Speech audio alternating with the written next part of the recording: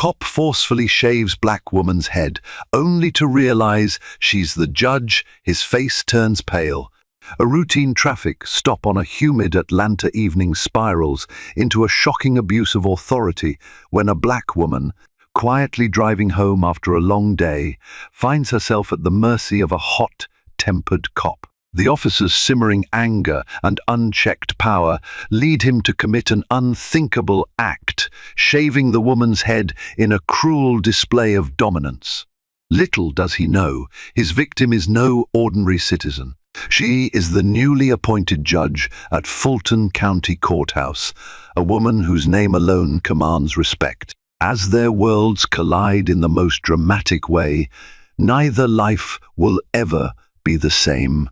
A half-moon hung low over the Atlanta skyline, illuminated by flickers of neon lights that cast the city in a faint, multicolored glow. Thick summer heat clung to the air like an oppressive blanket, while the faint scent of magnolia and car exhaust swirled together in a heady mix. The hour was late past midnight, and the roads were relatively empty, except for the occasional taxi or rideshare vehicle hustling through the night. Street lamps created pools of sepia on the asphalt, revealing glimpses of subdued nightlife and a few solitary figures drifting along the sidewalks. On a lonely stretch of Peachtree Street, Officer Logan Dempsey sat idling in his patrol car, frustration gnawing at him. His shift had been tumultuous calls of petty theft, a domestic dispute that nearly turned violent, and a chase after a suspected carjacker. For years, he dreamt of being on an elite task force, busting high-profile criminals and making a name for himself. Instead, he spent countless nights on routine patrols, feeling unappreciated and overlooked. The tension had been building inside him for months, and tonight it simmered precariously close to the surface. Logan sipped lukewarm coffee from a paper cup, its bitterness matching his mood. His scowl deepened each time his radio crackled with dispatch updates. He wanted action, prestige, and maybe a promotion, something that would finally validate all he had given up for this job. Instead, it felt as if the universe conspired to keep him on the bottom rung. His temper had been well documented, but departmental short-staffing and complicated union rules had allowed him to remain on the streets. When he caught a glimmer of a car, seemingly rolling through a stop sign at a deserted intersection, adrenaline prickled in his veins. This could be a moment to reassert his authority, a chance to release the pent-up frustration that had no other outlet. Flicking on his patrol lights, Logan pulled out in pursuit. The car, a black sedan with tinted windows, did not initially speed up or slow down. It remained at a steady pace. Logan interpreted it as defiance, or perhaps a sign the driver was hiding something. His heart thudded. He was hungry for an arrest, something that would force the department and the city at large to remember his name. With his headlights glaring in the rear view, the driver eventually complied, pulling over onto the shoulder. Neither officer nor driver knew this single traffic stop would alter both of their lives irrevocably. Before Logan Dempsey donned the uniform of the Atlanta Police Department, he was a wiry teenager in a small Georgia town. His mother worked double shifts at a diner, and his father was an unemployed construction worker with a raging temper. Logan learned early on that the world was a harsh place, and respect had to be demanded sometimes by force. The day he turned 18, he left that suffocating environment and enlisted in the military, believing discipline and structure might transform his life. Yet the demons of his past followed him. He served overseas for a brief stint, but a scuffle with a commanding officer marred his record. Returning stateside, he found a job at a small security company. After a couple of years, his experiences led him to apply for the Atlanta Police Department, believing he could serve a higher purpose and gain a stable career. For a time, it worked. People saluted him, obeyed his commands, and withheld their judgments, at least to his face. But a short fuse rarely stays hidden. Though he received commendations for bravery in dangerous situations, complaints of excessive force trailed him. Many officers who worked with him felt uneasy about his hair-trigger temper, yet the department was reluctant to let go of an officer who, when calm, was highly skilled and brave to the point of recklessness. Over time, departmental politics stalled his promotions. Younger, more level-headed recruits were advancing, while Logan remained in the same patrol position for years. The discrepancy gnawed at him. A toxic resentment grew within his mind, giving birth to a vicious cycle. The more he felt overlooked, the more frustration built up, which in turn led to more outbursts. It was only a matter of time before the tension would explode in a career-altering moment. Now, as he stepped out of his cruiser that hot Atlanta night, the residue of all those slights and frustrations clung to him like a dark aura. The stage was set for a confrontation that would eclipse any petty skirmish he'd encountered in the past. Unaware that destiny was about to deliver the greatest irony of his life, Logan placed a hand on the butt of his service weapon and approached the sedan with a grim sense of resolve. Judge Adina Russell had been sitting behind the wheel of her black sedan, her mind drifting to the mountains of paperwork waiting at home. She had recently been appointed to the Fulton County Superior Court bench after 10 years as a public defender and 5 years as a trial lawyer who championed civil rights cases. Her new position was both a triumph and a responsibility she took to heart. She was proud to have cracked the glass ceiling that still loomed over many women of color in the judiciary. But that night, she looked nothing like a high-powered judge. Her long braids, neatly styled at the beginning of the day, were now pinned up haphazardly. She wore a simple T-shirt and jeans, hoping for a discreet, quiet drive home. Her black sedan, a practical vehicle she'd chosen for reliability over flash, was often lost in a crowd of luxury SUVs and sports cars. She liked it that way. Adina was never one to flaunt her position outside the courtroom. She believed respect was earned through action and fairness, not an ostentatious display of power. Exhaustion tugged at her. She had spent the entire evening reviewing case files for the upcoming week. Her docket included a high-profile hearing involving police misconduct, a case that had garnered media attention.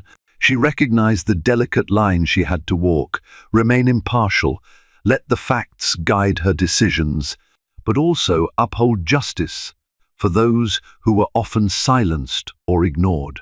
Little did she know how swiftly she would find herself facing the same harsh power imbalance that many defendants claimed to have endured. When the blue and red lights illuminated her rear-view mirror, Adina felt a twinge of anxiety. Not because she believed she had done anything wrong, she knew she had come to a complete stop at that lonely intersection, but because experience had taught her that these encounters could escalate unpredictably. Nonetheless, she was resolute in her belief that honesty and calm cooperation were the best approaches. Rolling down the window, she took a deep breath, preparing to meet whichever officer approached. She rehearsed her mental script: comply, remain polite, and handle any potential misunderstandings with level-headedness. Officer Logan Dempsey's footsteps were heavy as he advanced on Adina's vehicle. She could sense the aggression even before he spoke. His flashlight beam cut across her face, stinging her eyes. "License and registration," he barked. No polite greeting. No explanation for why he had pulled her over. His tone was rigid, commanding, and saturated with hostility. "Certainly, officer," Adina replied softly, handing over the documents. In her mind, she calmly reminded herself she was just another civilian driver at this moment, and this officer had no knowledge of her position. This was important to remember, especially if she was going to de-escalate any tension. Logan's jaw set tight.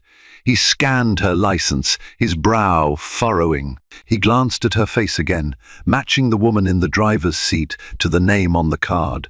Adina Russell, he read aloud, not showing any sign of recognition. You were driving erratically back there. Rolling stop, it looked like. I'm sorry, officer. I don't believe I did a rolling stop, but if I did, it wasn't intentional, Adina answered, carefully polite. Sometimes it's easy to make that mistake at night. It was a diplomatic response, intended to keep the situation calm. She knew that many officers escalated quickly when they felt challenged. But Logan's eyes glinted with suspicion. He fixated on her tinted windows' legal tints, but a detail that fed his bias. He noted the out-of-county license plate sticker. A swirl of mental justifications danced through his head. Maybe she's been drinking. Maybe she has drugs in the car. Maybe she's dangerous. He told himself he was simply being vigilant, but deep down, his anger and prejudice were fueling his every action. "Step out of the car, ma'am," he demanded, still shining his flashlight in her face. "Is there a problem, officer?" Adina asked, her pulse quickening. She wondered if she should announce her status as a judge, but her instincts told her to wait. She wanted to see how this encounter would play out naturally. After all, if this was how the officer treated an unknown woman, there might be deeper issues at play. "I said, step out of the car," he repeated, voice hardened. His hand moved closer to his holster, a subtle yet threatening gesture. Adina nodded slowly, unbuckled her seatbelt, and opened the door. The night air felt thick against her skin as she stepped out, hands visibly at her sides. Every cell in her body was on high alert, but she remained outwardly composed. She had encountered aggressive law enforcement before, both as a lawyer and as someone who had grown up in a predominantly black neighborhood. She knew the importance of staying calm, even when fear flared. Logan eyed her up and down. His posture was combative, his expression close to a scowl. He motioned for her to place her hands on the hood. Confusion rippled through Adina. This was more than a routine stop. Yet she complied, not wanting to provoke him. The beams of passing headlights occasionally swept across them, but the street was otherwise empty. "This isn't necessary," Adina ventured carefully as she faced the hood of her car. "I can assure you I mean no harm." "Quiet," Logan snapped. "I'll decide what's necessary." He patted her down with an unsettling force, which was not only unnecessary for a simple traffic stop, but veered into humiliating territory. Adina could feel her heart race, adrenaline urging her to speak up, to declare who she was and end this. But she swallowed the impulse. She would follow through the usual protocol, see how this officer justified his actions. It could be important information for future investigations, especially if he had a history of misconduct. After the pat-down, Logan told Adina to remain facing the hood while he searched her car. She stifled the urge to protest, reminding herself that sudden defiance could escalate the situation. From the corner of her eye, she could see him rummaging through her belongings, her briefcase, file folders, legal notes. The sting of violation was immediate. These were private case files, and he had no valid reason to inspect them without probable cause. Yet she bit her tongue, even as anger roiled within her. Inside his mind, Logan convinced himself he was doing the right thing, being thorough. In truth, the search was driven by an undercurrent of bias and frustration. The more he found nothing incriminating, the angrier he became. He slammed the glove compartment shut and glanced back at Adina, who remained silent. Something about her silence seemed confident, almost regal, and that only heightened his irrational suspicion that she was mocking him or hiding something big. "You said your name is Adina Russell," he said, emerging from the car with a flash of annoyance on his face. "Where are you coming from at this hour?" "I was at the courthouse, working late," she answered softly, still facing the hood. "I'm on my way home now." "The courthouse?" he repeated, a sneer creeping into his voice. "What do you do there?" "I'm an attorney, well, more than that," she started to say, trying to maintain a calm tone, but Logan cut her off. "I didn't ask for your life story." He motioned her to turn around. Show me your ID again. Don't make any sudden moves. Adina turned slowly, retrieving her driver's license from her wallet once more. A whisper of irritation laced her otherwise measured response. She had already provided her identification, but she handed it over again. Logan stared at it, eyebrows knit.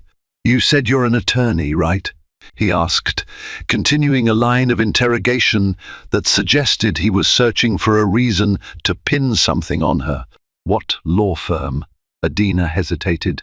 "I'm currently serving in a judicial capacity," she began carefully. That's enough," he snapped. "Don't try to talk your way out of this. I'm taking you in for further questioning." "What?" she asked, disbelief ringing in her voice. She was prepared for hostility, but not for a baseless arrest. "On what charges, officer?" Refusal to comply with lawful orders, suspicion of contraband. He started listing them as if pulling them from thin air. "I'll figure out the specifics at the station. Now put your hands behind your back." Her stomach dropped. This was spiraling out of control far faster than she had anticipated. Her first instinct was to reveal her full title, the Honorable Adina Russell, Fulton County Superior Court Judge, and let the weight of it slam the brakes on this farce. But a firm resolve rose in her chest. If this was truly how a law-abiding person could be treated without cause, she needed to experience the system's failings firsthand. Only then could she address them effectively from the bench, and so her hands reluctantly moved behind her back. As Logan cuffed her, a smirk tugged at the corner of his mouth. He thought he had a trophy arrest, some arrogant woman who claimed connections at the courthouse. He never suspected that the truth was bigger than his wildest assumptions. The night air crackled with tension.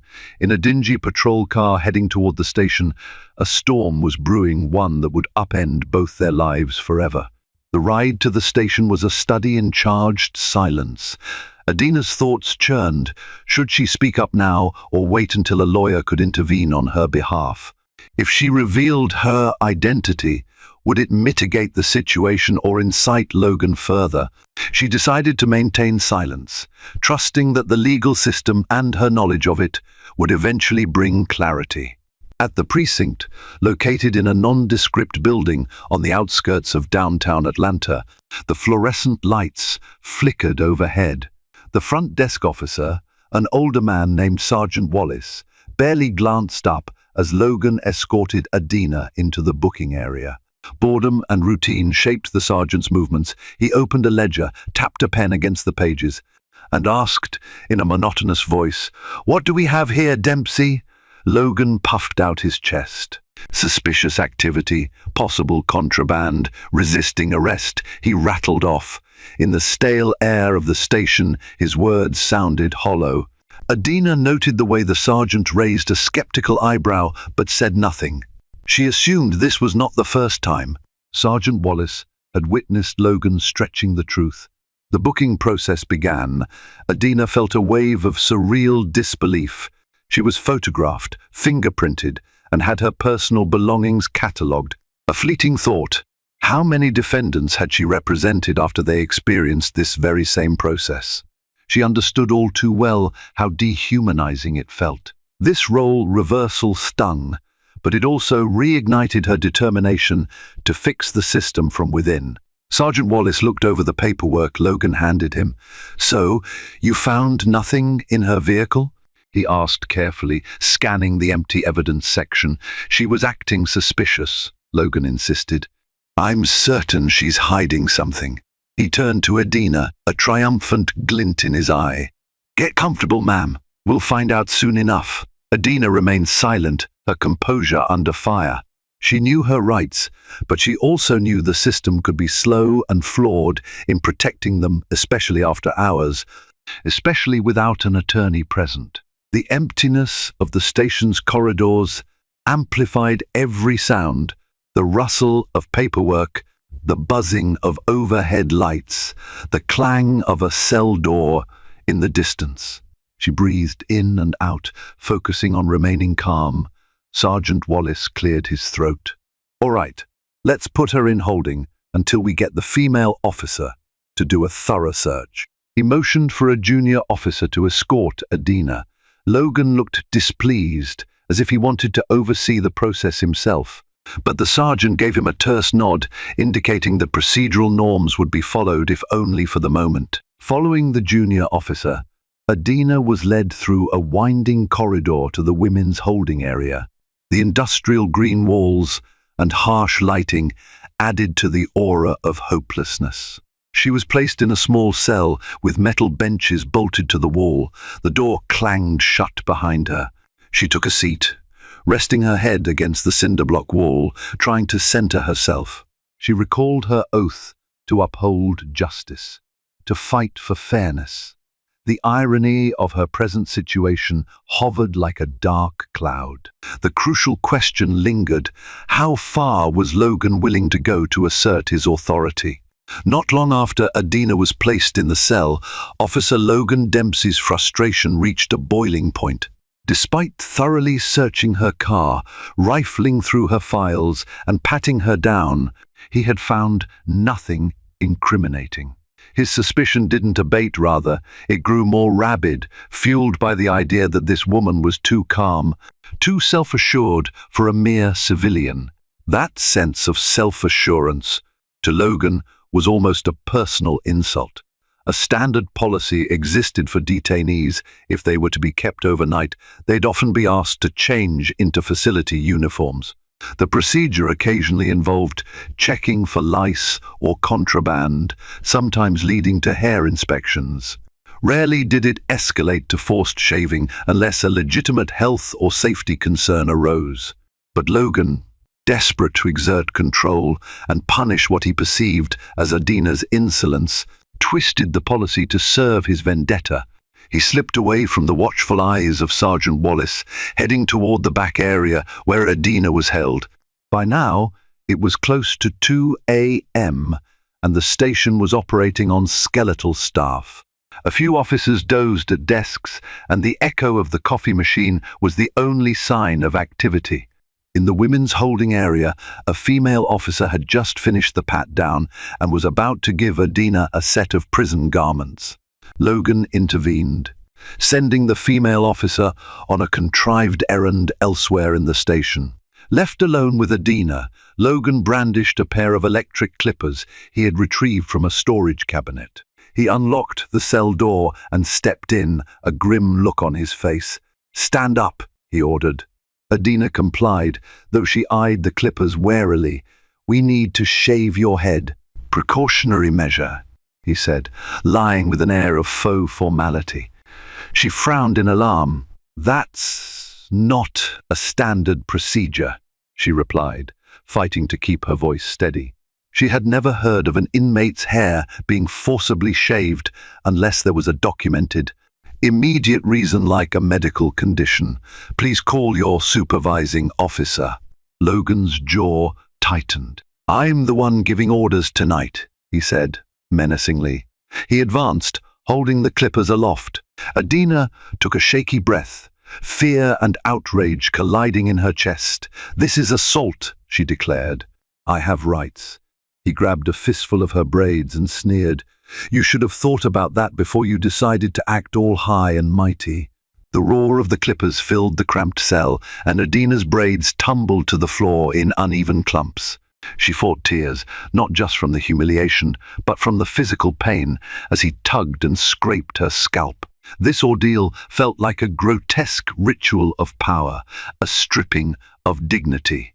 She could barely process the violation of it all. Her hair, a personal expression of her identity, was being taken from her under false pretenses and brute force. In that moment, Adina's mind flashed to all the cases she had overseen or advocated for, where detainees described feeling dehumanized. She had always empathized, but now she truly understood. Fury burned in her, but she remained painfully aware of how dangerous it would be to resist physically. When he finished, the floor of the cell was littered with her hair, and her scalp stung from harsh handling. Silence stretched out, broken only by Logan's heavy breathing. He clicked off the clippers and stared at his handiwork. Something like triumph twisted and ugly glowed in his eyes. "Now you look like what you are, a criminal," he spat. Adina's voice trembled as she finally spoke. "You have no idea what you've just done." Despite the tears threatening to spill, her gaze locked onto his with a quiet, unwavering resolve. A reckoning was coming. It was only a matter of time. The next morning, the police station buzzed with routine commotion as the day shift arrived. Paperwork changed hands, fresh coffee brewed, and detainees were lined up for processing in court appearances. Somewhere amidst the shuffle, Sergeant Wallace received a phone call from a concerned colleague at Fulton County Superior Court. Judge Adina Russell hadn't shown up for a morning meeting with other judges, and no one could reach her by phone. Concern quickly escalated to alarm when a court clerk revealed that Adina's cell phone was going straight to voicemail since late last night. Sergeant Wallace froze. The name on the booking sheet, Adina Russell, suddenly matched the missing judge that an entire courthouse was worried about. Panic replaced the boredom on his face. He tore through the files, verifying the photograph from last night's booking. Indeed, the detainee was the same Adina Russell who had recently been appointed to the bench. Wallace felt a wave of dread wash over him. Frantically, he rushed to the women's holding area, only to find Adina sitting on a bench, wearing a standard-issue orange jumpsuit. Her hair, or what remained of it, was grotesquely uneven. The sergeant's mouth fell open at the shocking sight. He knew their station's rules, and forced shaving for a detainee without medical justification was an extreme measure that required multiple levels of authorization. Clearly, no such authorization existed. "Judge Russell, I'm so sorry," the sergeant stammered, fumbling with the cell lock. "There's been a terrible mistake." Adina stood with as much dignity as she could muster, ignoring the sympathetic stares of other detainees. Her scalp still throbbed, and every inch of her being felt violated.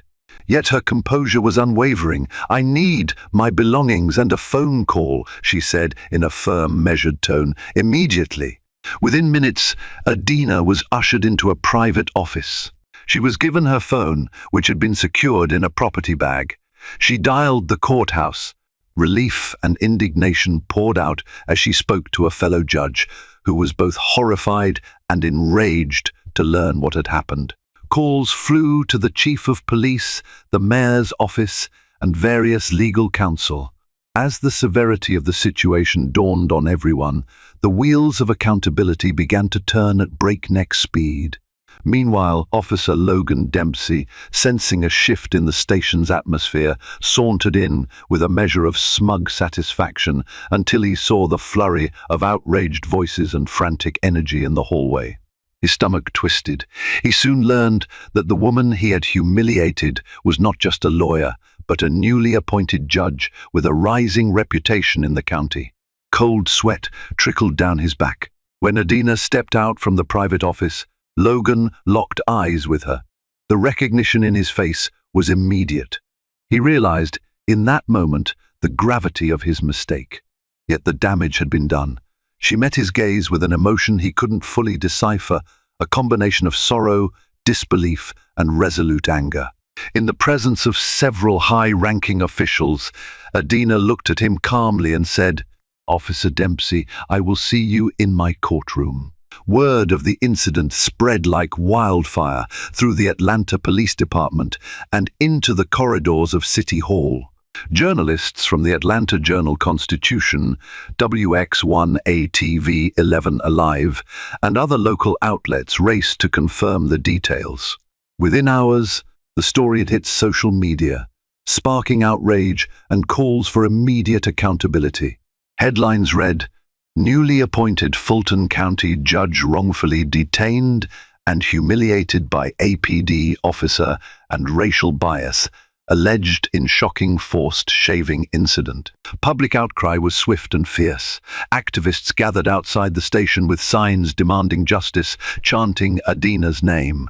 Civic leaders and non-profit organizations organized press conferences to condemn the blatant abuse of power.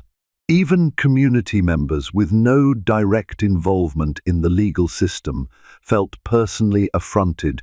This wasn't just about one officer, but a potent symbol of how easily authority could be abused. Inside the precinct, tensions soared.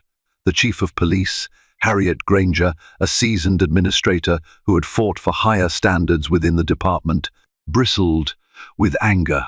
She ordered an immediate internal affairs investigation, placing Logan on administrative leave. "This is beyond unacceptable," she declared at a hastily arranged press briefing. "We will conduct a thorough investigation to hold accountable anyone involved in wrongdoing." For Officer Logan Dempsey, the world seemed to collapse under the weight of his actions. Once brazen and self-assured, he now felt a suffocating panic gnawing at him. He tried to justify his behavior as a misunderstanding, a simple matter of standard procedure, but the forced shaving was indefensible. Word of his previous complaints of excessive force resurfaced, painting a damning portrait. His colleagues avoided him, unwilling to be associated with the officer who dared to violate a judge's rights. Meanwhile, Adina tried to reclaim a semblance of normalcy.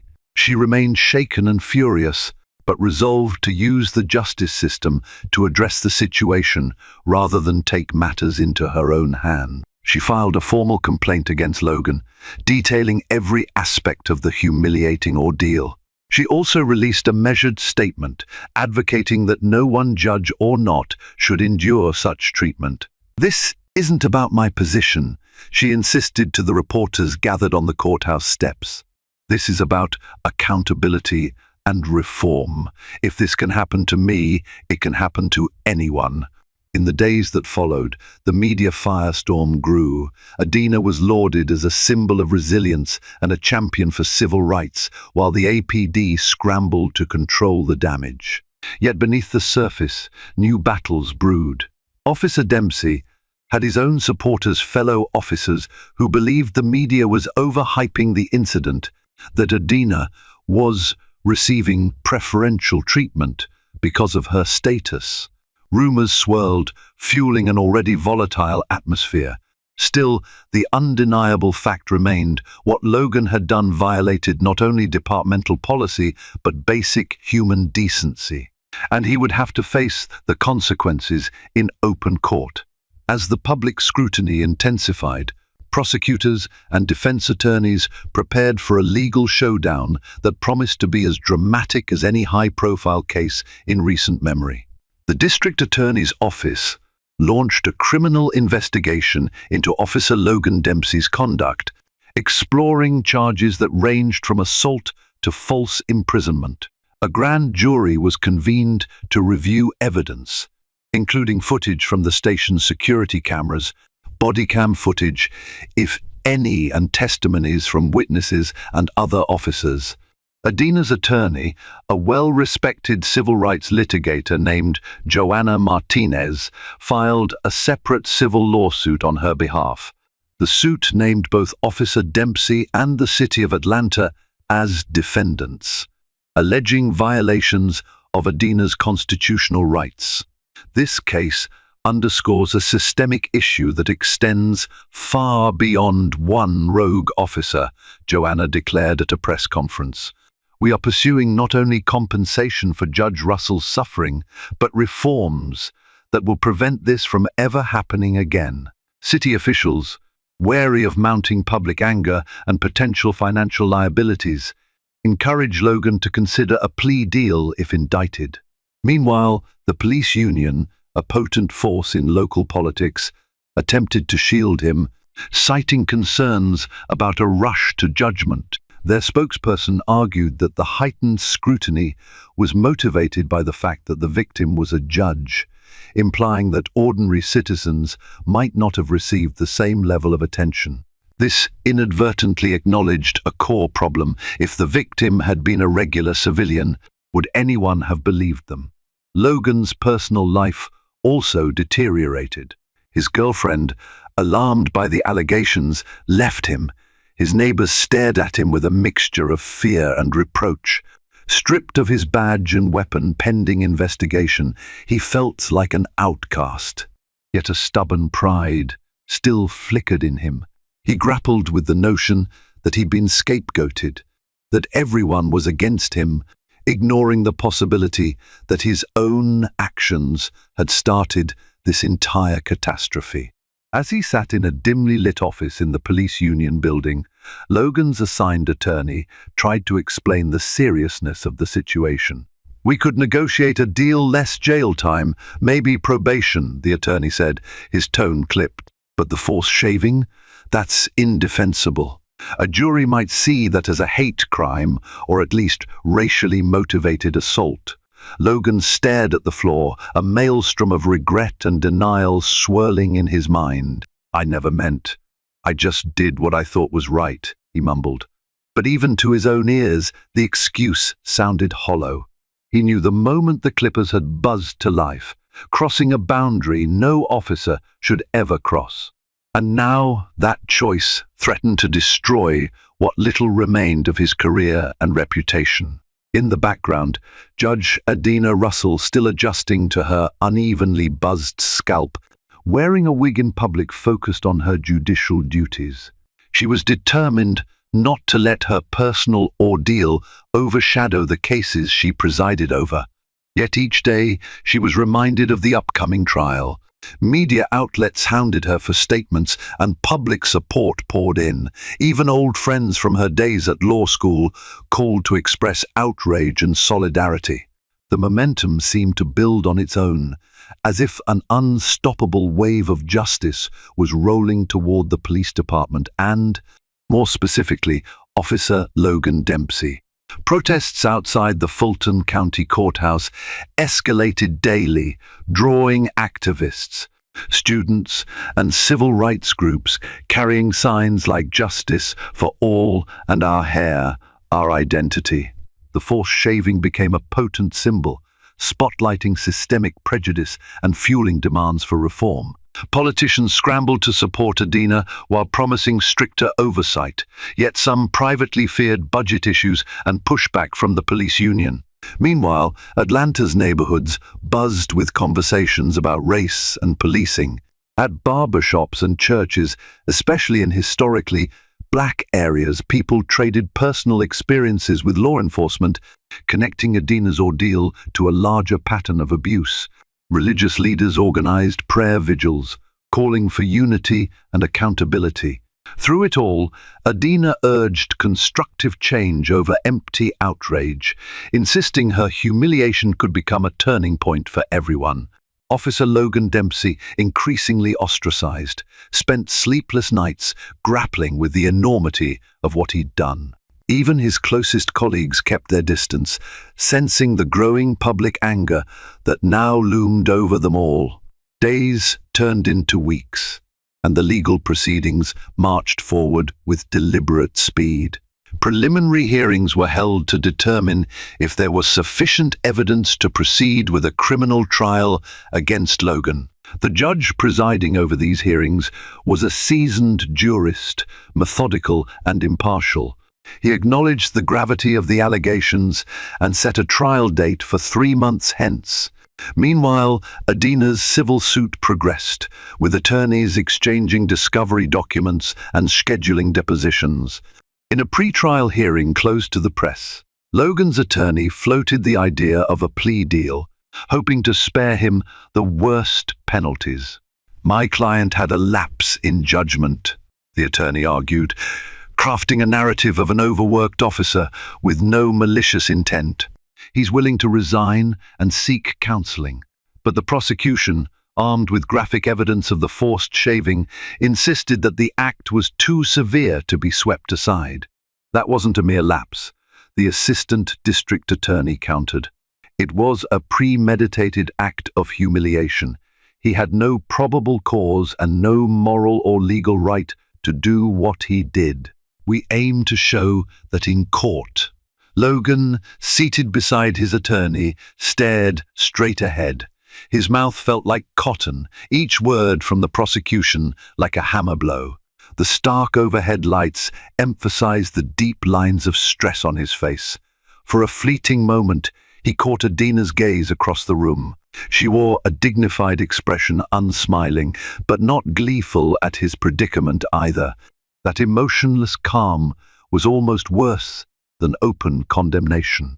The judge decided that the case would proceed to trial, denying any request for early dismissal or an overly lenient plea. Public interest was simply too high, and the charges too serious. As reporters outside the courthouse eagerly awaited updates, the attorneys emerged with terse statements but refused to divulge key details. Adina retreated to her chambers, exhaustion pooling beneath her eyes. Her new role as a judge was demanding enough without this personal ordeal, and yet she found a renewed sense of resolve each time she glimpsed her reflection, a scalp still showing signs of uneven hair growth. The humiliating memory kept her focus laser-sharp, reminding her that her fight was part of a much larger struggle. As Logan Dempsey's trial drew near, downtown Atlanta's courthouse became a charged arena of clashing voices. On its broad steps, protesters carried signs ranging from justice for Judge Russell to support our police, clashing in heated debates that sometimes required police intervention.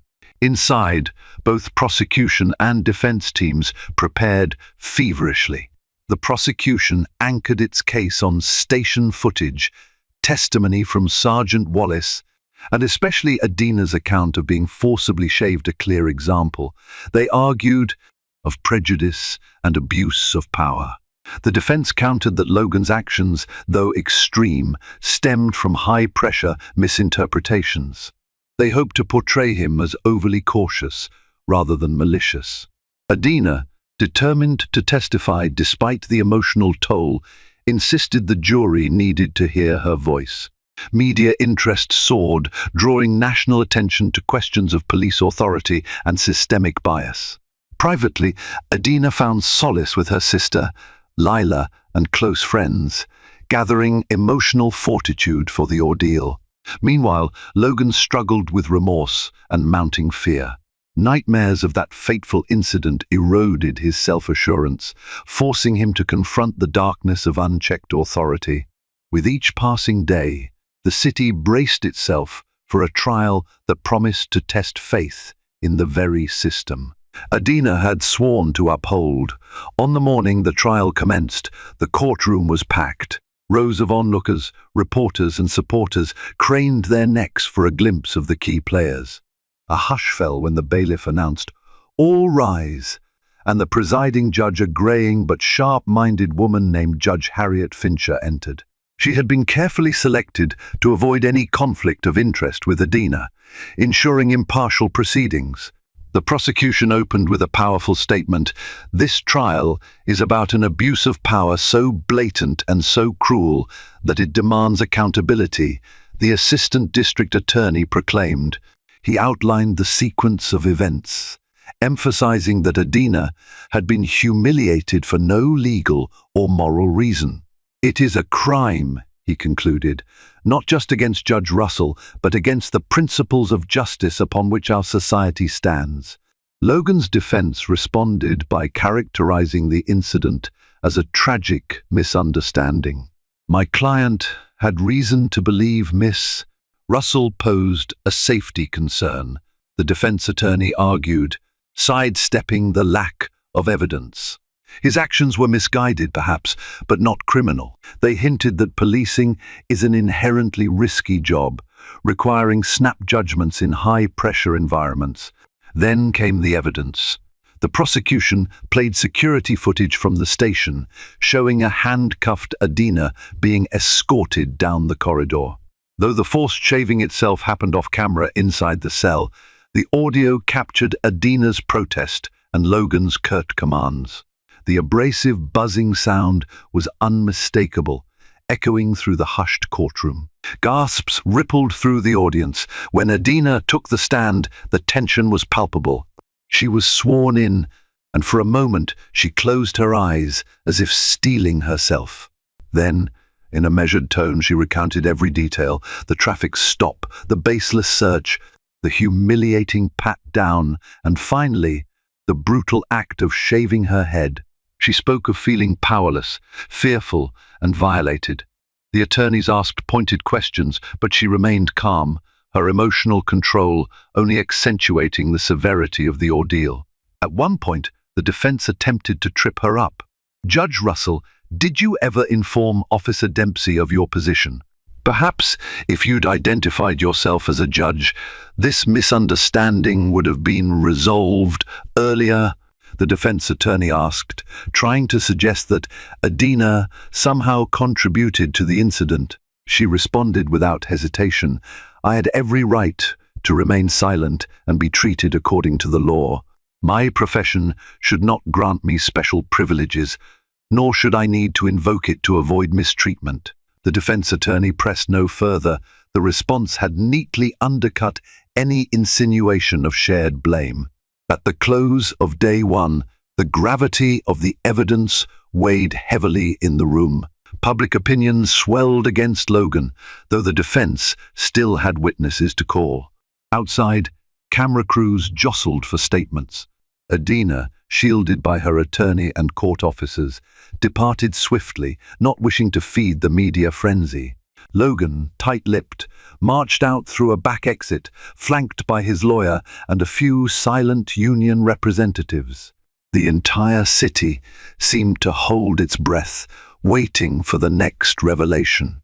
Day two brought the defense's witnesses. They called a psychiatrist who testified about the high-stress environment of policing, explaining how repeated confrontations can warp an officer's judgment.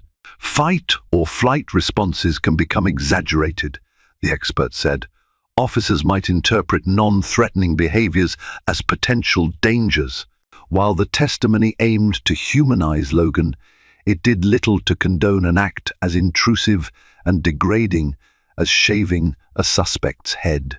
Next, a close friend of Logan's from the police academy offered character testimony, describing him as brave, dedicated, and sometimes hot-headed.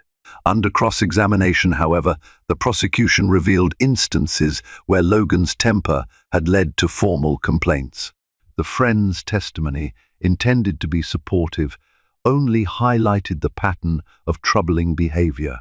Finally, Logan took the stand, his face drawn and voice quavering. He told a story of feeling overwhelmed and suspicious.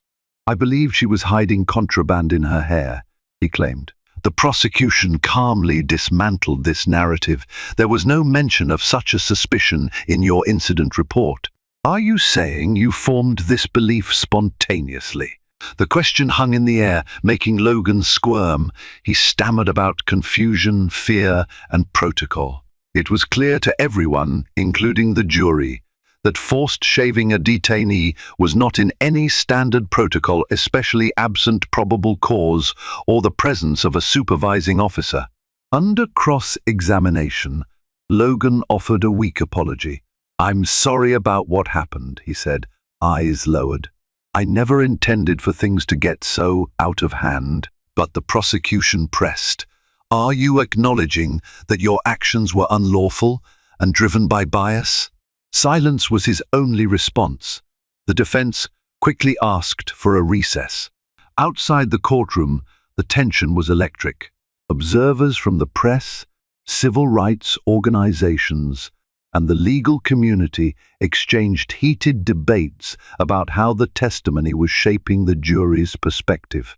Most agreed that Logan's explanation was flimsy, and his contrition arrived too late, sounding more like damage control than genuine remorse.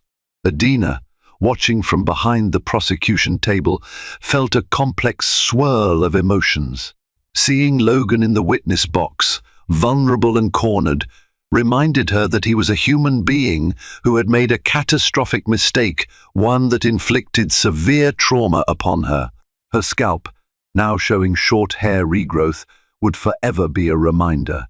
Yet she also recognized the broader implications. An acquittal could send a dangerous signal that officers could use any pretext to humiliate citizens. A conviction might catalyze reform, a step toward ensuring such abuses of power never happen again. With closing arguments nearing, the stage was set for a definitive resolution. A hush fell over the city as the question loomed, would justice be served? On the final day of testimony, the courtroom was filled to capacity. Spectators packed the wooden benches and an overflow room streamed the proceedings live. The tension crackled in the air like electricity. Judge Harriet Fincher instructed the jury to weigh all evidence fairly and without emotion, reminding them that the burden of proof rested on the prosecution to show guilt beyond a reasonable doubt.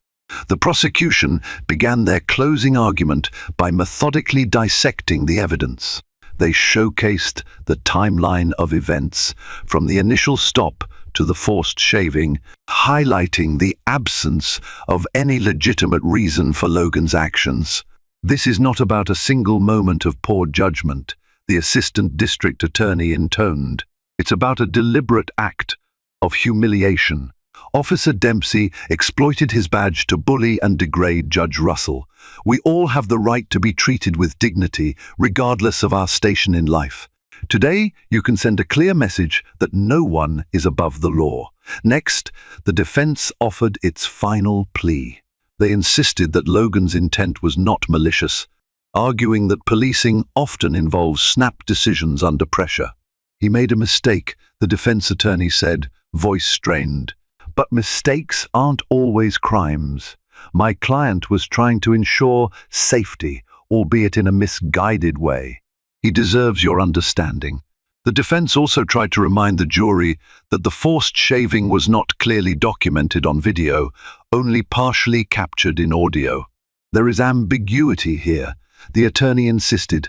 "In that ambiguity, we must give the benefit of the doubt to the defendant." Yet the argument struggled to gain traction. The jurors had listened intently to Adina's testimony and viewed the station's security footage. They had heard Logan's own contradictory words. The concept of benefit of the doubt seemed difficult to reconcile with the cruelty implied by that buzzing clipper and the scattered hair on the cell floor. In a brief rebuttal, the prosecution noted that partial audio and multiple witness accounts were enough to piece together a clear narrative of abuse. They concluded succinctly, this was not protocol. This was not a snap decision. It was a willful act to diminish another human being. For the sake of justice, for all of us, we ask you to hold him accountable. Judge Fincher dismissed the jury for deliberation. The tension only increased as spectators filed out, some gathering on the courthouse steps to discuss possible outcomes. The city seemed to wait with bated breath, the winds of public opinion howling for a strong statement against police misconduct. Deliberations stretched into the next day, fueling speculation that the jury found the case complex. Live broadcasts from outside the courthouse featured panel discussions among legal experts who guessed at possible outcomes, from a guilty verdict on lesser charges to full conviction on all counts. The atmosphere was equal parts anxious and hopeful. Then, near midday, a court official signaled that the jury had reached a decision. Word raced through the courthouse corridors. The parties reconvened, hearts pounding in anticipation. Silence enveloped the courtroom as Judge Fincher convened the session. The jury filed in, their faces grave and unreadable. The foreperson stood, holding a slip of paper. He cleared his throat. "In the case of the state of Georgia versus Logan Dempsey on the charge of aggravated assault, we find the defendant guilty. On the charge of false imprisonment, we find the defendant guilty. On the charge of official oppression, we find the defendant guilty." Gasps and muffled cheers rippled through the audience. Some clapped quietly, others simply exhaled in relief. One or two family members of Logan stifled sobs of despair. Adina closed her eyes, inhaling the enormity of the moment. Logan's face was ashen. He seemed ready to crumble. The judge thanked the jury and dismissed them, then looked to Logan. "You have been found guilty," she said firmly. "Sentencing will take place in 4 weeks."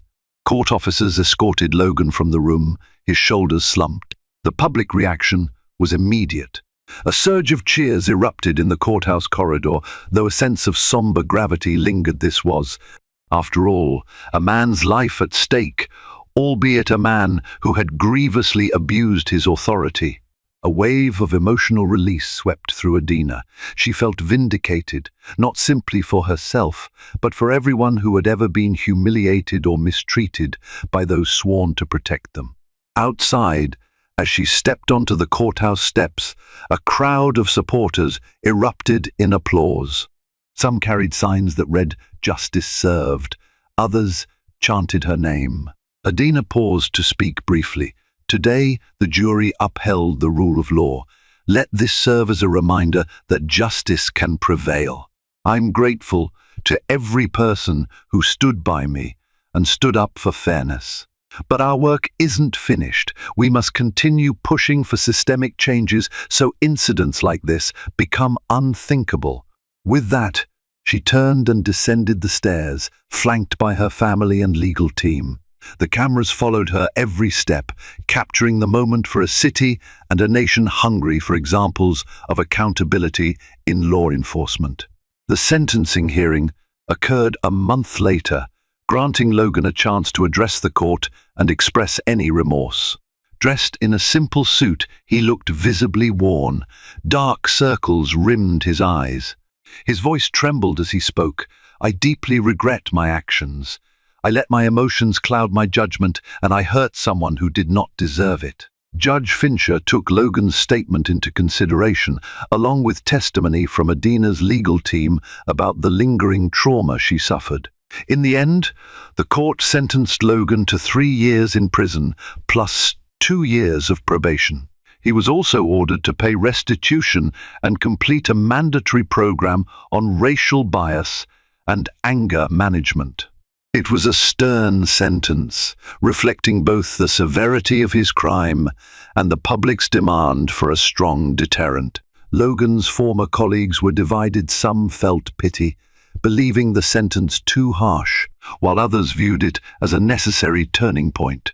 Meanwhile, the Atlanta Police Department underwent internal policy reviews, revisiting procedures around detainee treatment. Additional training sessions on de-escalation and bias were implemented, and a standing order was issued that no officer could conduct invasive searches or hair inspections without immediate supervisor approval. For Adina, the conclusion of the trial brought a sense of relief, though the emotional scars lingered. Her hair, now growing back into a short, natural style, reminded her daily of the violation she had endured. She returned to her courtroom with renewed vigor, determined to ensure that justice was not just a word, but a lived reality for the people appearing before her bench. The city regarded her as a hero, a person of dignity who had weathered humiliation and emerged stronger. The civil lawsuit also moved toward resolution. The city of Atlanta reached a settlement with Adina, agreeing to a significant financial payout and a set of mandated reforms. Among them was the establishment of a civilian oversight board with subpoena power, an entity designed to hear complaints of police misconduct and enforce accountability. When the story finally left the front pages, it left behind ripple effects. Officers in neighboring precincts talked about the Dempsey case as a cautionary tale. City councils in other states looked to Atlanta's new policies as a template for reform. And everyday citizens, especially those who had long felt vulnerable in the face of police authority, found a glimmer of hope that real change might be possible. And there you have it, one night of unchecked power transformed a routine traffic stop into a moment of raw injustice, only to be answered by the scale and strength of our justice system. A man lost his freedom, a police department confronted its darkest corners, and one brave woman emerged with a deeper commitment to the very law she'd sworn to uphold. This is a story about what happens when those we trust to protect us cross the line, and how the pursuit of truth can pull them back.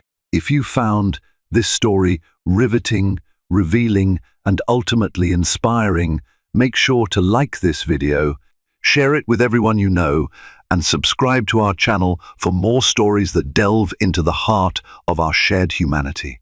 Your support fuels the conversation and drives the positive change our society desperately needs. Thank you for watching, and stay tuned for more.